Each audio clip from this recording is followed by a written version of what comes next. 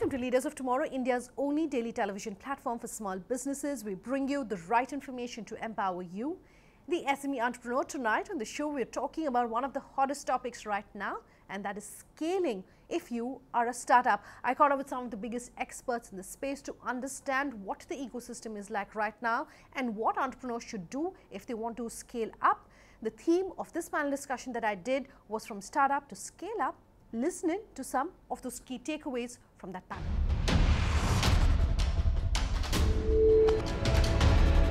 Gentlemen, thank you so much for being here today to really talk about startups and how they're scaling for this panel discussion that we're doing on startup to scale up.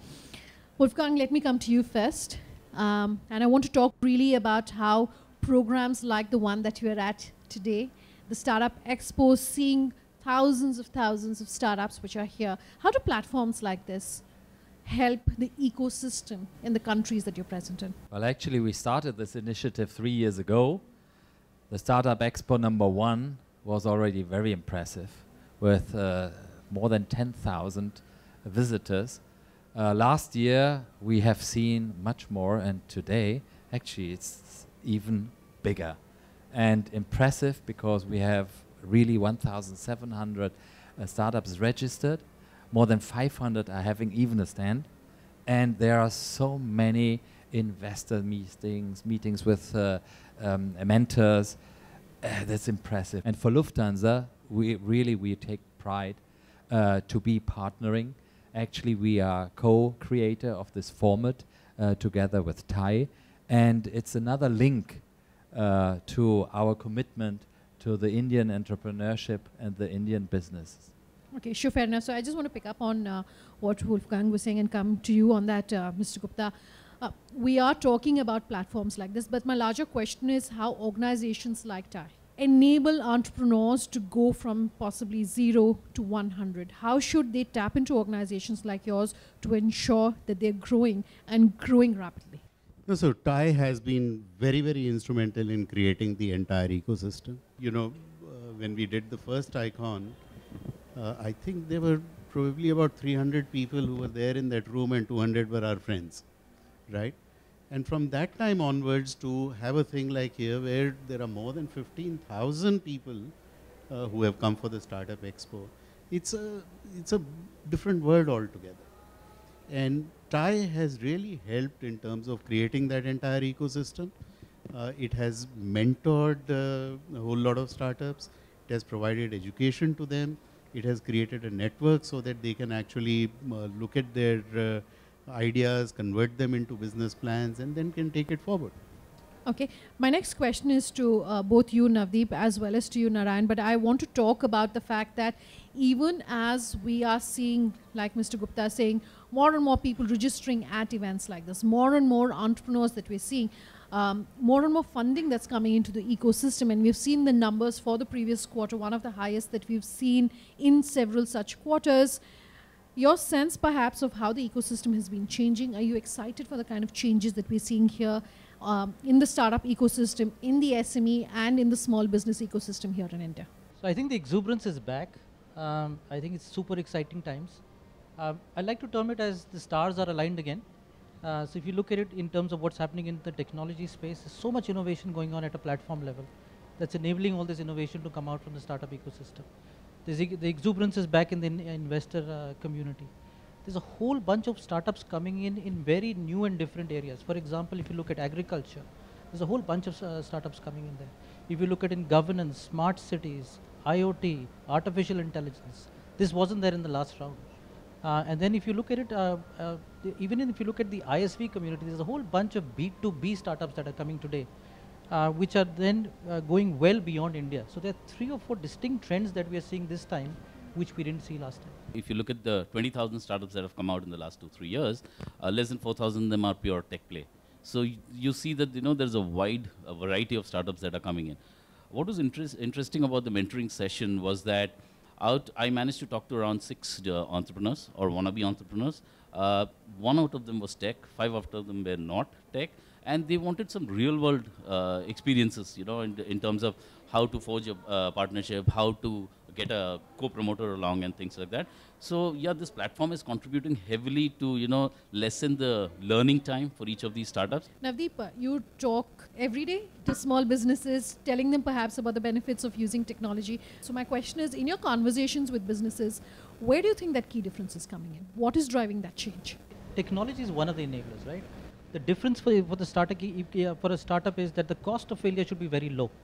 And that results in them going asset light. So whether it's technology, whether it's office space, whether it's other infrastructure, everything has to be minimal, so the cost of failure is low, and the ability to pivot is very high to something else if that happens. Now, if you look at the small and medium businesses, we talked to a bunch of them today. Now, what's happening is that technology itself has become such a key enabler that they've been able to experiment and innovate a lot more than before. So for example, a water purifier manufacturer or a water purifying company, the ability to interact with customers over a chatbot has become possible today. Whereas earlier it was a helpline, you had to call, the agent would be there, not there, you have to wait 20 minutes for them to respond, then that person will respond in their due time. So technology is taking over or enabling a lot of this process and automating a lot of these processes. That makes it so much easier. For example, driver verification, whether it's taxis, buses, and so on and so forth. You have a system wherein in the app itself, where facial recognition tells you that is this the driver you certified who's driving this vehicle versus somebody else coming in his place, which was difficult to certify earlier. So technology is enabling a lot of this innovation and empowerment which wasn't there earlier. Entrepreneurship is all about breaking the mold, okay? And therefore, they should be exuberant. They should be aiming for the sky. They should be aiming for the unrealistic. Okay, we're talking about the ecosystem, so I just quickly also want to talk about the role of the government when it comes to entrepreneurs. Probably one of the biggest factors when it comes to determining the growth or the success of businesses. My question really is, we hear both sides of the argument. Entrepreneurs tell us the government has no business getting involved in regulating how businesses are run and done, as well as entrepreneurs who say, we definitely want the regulatory framework. We definitely want those benefits for domestic companies against global peers, even as technology is leveling the playing field and you're competing with your global peers. What should be the role of the government, in your opinion? The government has put together a whole bunch of initiatives. You've got Stand Up India, putting the framework in place, and all of that is great. I mean, if you look at the Mudra scheme or the loan assist programs that they've made, they've just launched something called the PSB 59-minute loan, where an SME gets loans up to 1 crore in 59 minutes. But what we have seen is, despite having all these frameworks, the path of all these reforms actually hitting the startup out there, hitting the SME out there, is still a big, big question mark that's happening. Part of it is bureaucracy, part of it is, lack of awareness, and all of that put together. So, I think there's a great business plan in just educating startups and SMEs about the government initiative. That itself could be a $1 billion business tomorrow. The government has to play an enabling role of ensuring that startups are, can set up businesses very quickly, can experiment with different things, can get orders, and so on. So, it is the entire ease of business, and I think the government has done a great job in terms of doing that. There have to be many more funding kind of schemes that should come up for startups. But then, ultimately, it should be an enabling role, and then they should ensure that the startups grow on their own. Okay, so my question really is, what is going to ensure that these schemes are becoming effective? As part of TIE, maybe your wish list, 1 or 2 things that you would say has to change immediately to ensure that the effectiveness of these schemes that we're talking about are actually being seen. I think one of the biggest problems right now is the angel tax. And I think the government has decided that they're not going to do anything about it. But I think that's a big impediment. Okay. Wolfgang, my question to you really is also talking about how Indian startups compare with their global peers.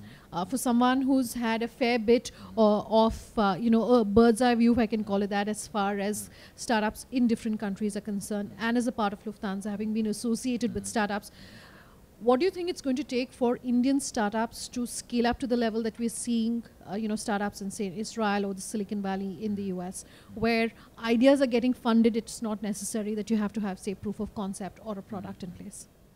Yeah, definitely. First, to know about all the possibilities to get help, and it's not only government; it's the entire ecosystem.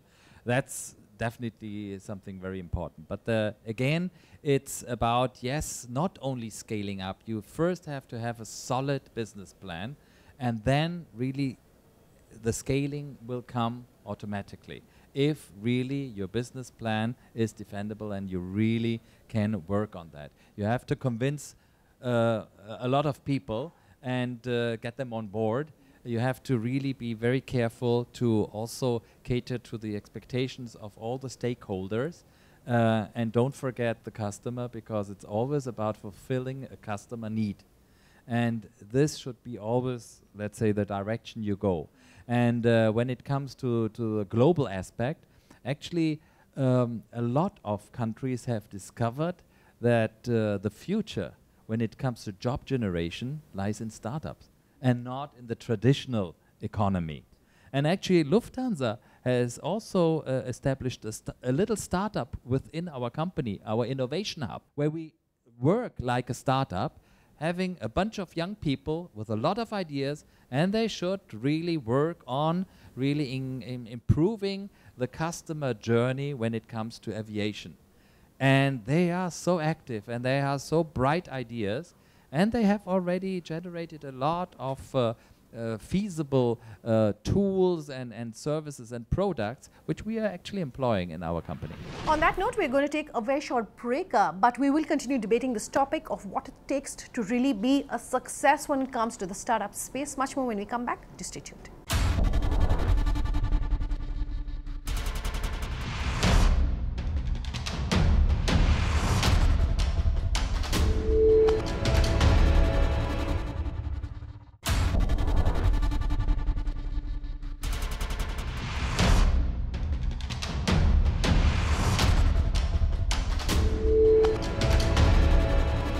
Welcome back with us here on Leaders of Tomorrow, and tonight we're bringing you a special show from startup to scale up, understanding what it takes for small businesses to enjoy success in their respective industries. Do listen. There seems to be a misconception, and this is to all of our panelists here tonight, that using technology is very expensive. A lot of entrepreneurs tell us that. Everyone who comes on our show say using technology, if you are a traditional business, and we talk to SMEs very often, traditional businesses say it's expensive becoming a company that is building for the future using technology, etc. To all of you on this panel, how do you tackle those misconceptions? See, if you look at the SME world, typically there is a lag. You know, he spoke so much about the cloud. There's again lack of awareness of how to use this in that SME space. So the traditional businesses are thinking in-prem software, in-premises software, which are expensive, and that's the reason they still carry that nuance as it's extremely expensive.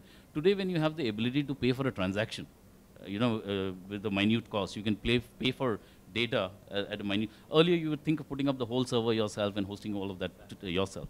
Today, you don't have to, thanks to companies like Amazon. I just wanted to add one bit, if I may, to that. You know, today you can pay for technology in slices of 100 milliseconds. Means that if you use something for less than a minute, you paid it for it in slices of 100 milliseconds. So that's one. Secondly, there is no licenses and there is no commitment when you use us. You want to use us for 5 minutes and you say, for whatever reason, I don't want to use you guys anymore. That's perfect. No, in fact, you know, one of the biggest cost was always marketing. And thanks to digital marketing, social marketing, I think, you know, a huge amount of cost has actually been taken out by technology. And therefore, you know, most SMEs, most startups find it actually easier to reach out to the market. Sure. Navdeep, Wolfgang, companies which are the size that you both are at, how do you ensure you're encouraging your employees perhaps to also then think like entrepreneurs, think out of the box, think innovative? The generation that's perhaps coming out of colleges these days all want to become entrepreneurs. So how are you engaging with those employees, and how do you ensure that in a large company of the size that you are, you're also encouraging your employees to think like that? Yeah, so we do multiple things. Yeah, you're right, we're large and we need to do multiple things to make sure that we're innovative. So 2-3 things that we do which stand out for us is that the type of talent that we hire.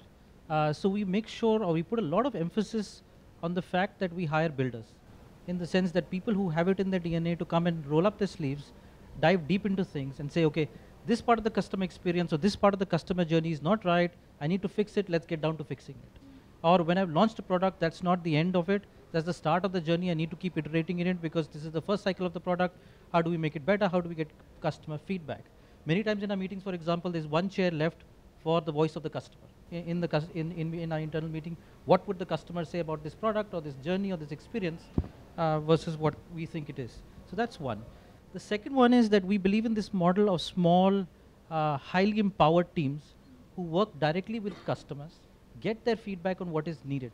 If you look at our roadmap, what really surprised me when I joined Amazon is that 85 to 90% of the roadmap is based on what customers tell us as to what they need versus what we feel the market needs.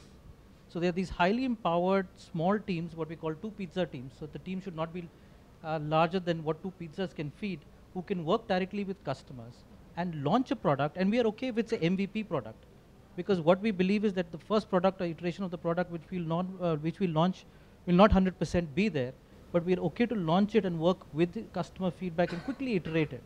So that's the second one. And the third one is that we were talking earlier before this panel, is that when we are reviewed at the end of every year, we ask employees specifically of the experiments that they have run in that year. And if it's okay if they fail, but what have they learned from those experiments? What can we iterate in terms of those experiments? What's new, what's different? So those are some of the measures that we... Yes, well, as a large company, there are a lot of measures you can do in order to really attract now a new, let's say, generation of colleagues. First of all, we reduced hierarchies. We are still a pyramid, but it's very flat. People are more, the management is more accessible. So we encourage our colleagues to really speak up and tell what's going on, their ideas, what do they have in mind, etc. It comes along with empowerment. You really have to make sure that everyone really can shape, let's say, the business. And then for sure it's also about always constant, give them possibilities to learn. Now we have a very large initiative to get everyone through workshops about design thinking, agile thinking, how to manage projects in a different way, not the big bang at the end of 4 years preparation and implementation and then finding out that half of the applications are already outdated, but really doing it the way startups are doing. And that means really to come up with an idea, try to build already a prototype. It might be only 70% feasible, but then you will find out with the test whether it's good or not. If not, you just say, okay, failed, but next idea. And by that really learn by mistakes, early mistakes, and avoid then the big bang with really a lot of disappointment. Sure, fair enough. So I have closing comments that I'm going to then get from this panel and do some crystal ball gazing, if I can call it that, to talk about 2019. What are perhaps some of the trends that you gentlemen see in the startup ecosystem? And my question is, given those trends, perhaps, what should businesses be looking at, whether it's, what sort of technology maybe they should be aware of and should be putting in place, maybe something they need to be aware of when it comes to innovation, and what could encourage more Indian Alibabas maybe, more Indian Amazons maybe, to go to a global stage, what it's really going to take when it comes to, maybe you were talking about bootstrapping, and a lot of businesses these days are raising funds and are approaching VCs, etc. Do you think maybe those things are going to change? 2 or 3 of the key things that entrepreneurs should be aware of for the coming year through this program, if you could leave them with your advice. Let me come to you first, Narayan. See, some of the key changes that are coming in are some of the things that are staring at our face, things like virtual reality, artificial intelligence, Internet of Things. These are really changing the way, maybe it's not changing the transaction per se, but it's changing the mode of discovery and the way we do business to a very large extent. What we were also starting to see is a bit of a run at the B2B businesses also, which has started to look up over the last 18, 24 months kind of stuff. So I see changes happening around these areas. Definitely artificial intelligence, virtual reality. Don't forget deep learning. That's also something which we really will see a lot. We will see much more personalization of products and services. There, I think, is the future of also startups to really go more to very specific needs, customer needs, and this will be a very exciting journey. Yeah, so not in the next 1 year, but definitely in the next 3 years, I see an Indian company coming up, which will become global in nature, which will be based upon solutions for the next billion, as well as frugal engineering, the areas in which we are very adept at. I think from our point of view, I think we are lucky to work across with startups across their life cycle, right from the early stage to mid stage to when they become unicorns. The three trends which we clearly see already for 2019. First one is in terms of adoption of technology. So in every conversation today we are having, there is an element of artificial intelligence, machine learning, as everybody's called out here.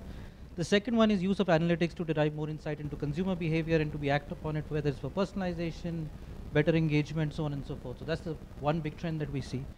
The second one is, I think the not so celebrated area is B2B startups, I think, which was also talked about. We're seeing massive growth there, and many of these startups starting to get scale and go globally and succeed globally. So we have examples in Freshworks, Dhruva, Innovator, Aris Global. There's a bunch of these names that we don't very often talk about. So that's the second area we're seeing increasing traction and momentum in. And the third one is, like I mentioned earlier, is that we are seeing a lot of startup activity in areas which we didn't think about earlier. For example, agri-tech. There's a bunch of very interesting startups that are coming out in agri-tech, e-governance, smart cities. A lot of these areas we're seeing very, very interesting startup and work being done. All right, gentlemen, such a pleasure having all of you here on this panel. Thank you. Thank you so much for your time. All right, that's our show tonight. If you have any feedback for us on this show, here's how you let us know. leadersoftomorrowtimesgroup.com is our email ID. On social media, tweet at me at Sunanda_J or LOT_ET now. You can also get in touch with us on our Facebook page, Leaders of Tomorrow on ET Now. Thanks for watching. Have a good night.